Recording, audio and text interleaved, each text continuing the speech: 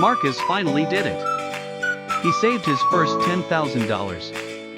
That number felt impossible a year ago, and now it is sitting in his account. So what should he do next? Invest it, pay off debt, leave it in savings, or split it up? Reaching $10,000 does not automatically mean the money should enter the stock market or sit untouched forever. The next move depends on the job that money still needs to do. By the end, you will have a simple order for deciding what stays safe, what attacks expensive debt, and what may be ready for long-term investing.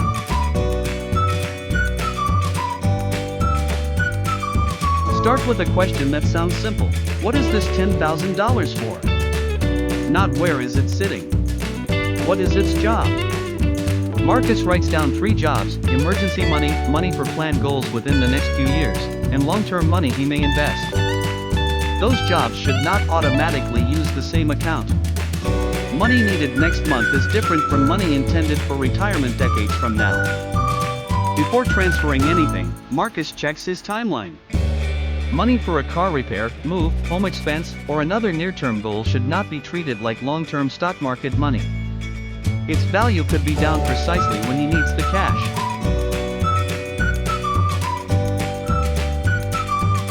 Next, Marcus checks his emergency fund. A common rule of thumb is 3 to 6 months of essential expenses, adjusted for household needs, job stability, insurance, and other risks. Suppose Marcus's essential expenses are $3,000 per month. 3 months would be $9,000. 6 months would be $18,000. Suddenly, his $10,000 looks different. If this is all the cash Marcus has, he may already be looking at only a little more than 3 months of essential expenses. In that situation, most or even all of the $10,000 may still have an important safety job. Emergency cash should be accessible and protected, not exposed to stock market swings. An account at an FDIC-insured bank or federally insured credit union can provide that protection within applicable limits. The goal is cash available when life becomes expensive without warning. And remember, a $10,000 milestone is not automatically the same thing as a fully funded emergency fund. Your monthly essentials determine the target, not a round number from social media.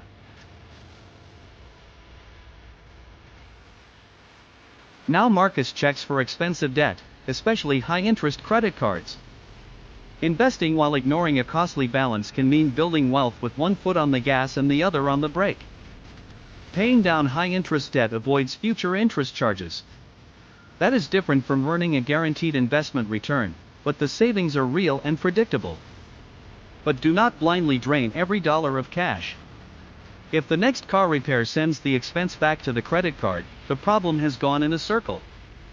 Keep an appropriate cash cushion, then attack expensive debt. Once the balance is gone, redirect that old monthly payment towards saving and investing.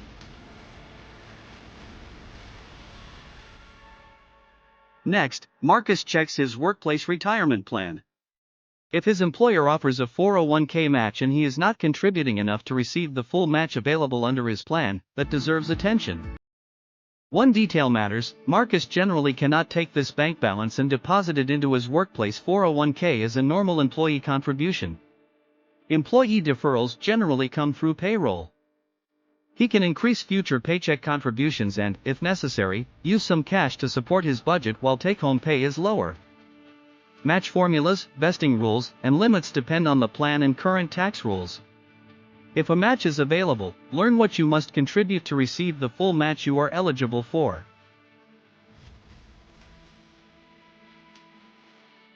Only after Marcus has considered emergencies, near-term needs, expensive debt, and his employer match does he ask how much of the $10,000 is truly long-term money. For money he will not need for many years, he can consider an IRA if eligible, then a taxable brokerage account for additional long-term investing. Contribution and income rules can change, so check current limits. An investment account is only the container. Marcus still chooses investments.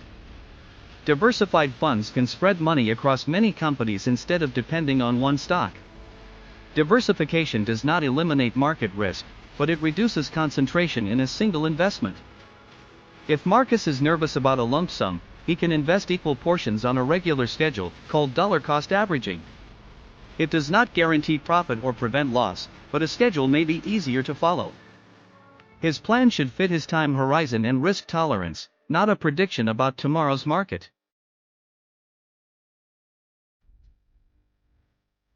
Let's put the decision together. This is an illustration, not a prescription. Imagine Marcus already has some emergency savings, no high-interest debt, the full available employer match, and a planned expense within the next 2 years. He could decide that $5,000 of this $10,000 stays in insured savings to strengthen his emergency and near-term cash. He could earmark $3,000 for long-term investing in an appropriate account. And he could keep $2,000 in savings for that known future expense. 5,000 plus 3,000 plus 2,000 equals the full $10,000. Every dollar has a job. Another person may choose differently. High-interest debt could require more debt payoff. No emergency savings could require keeping nearly all of it safe. A complete emergency fund, no expensive debt, and a long time horizon could allow more investing. That is why the smartest question is not, where should I put $10,000? It is, what does my next dollar need to accomplish? The final move is the one that matters most. Do not let reaching $10,000 shut off the habit that created it.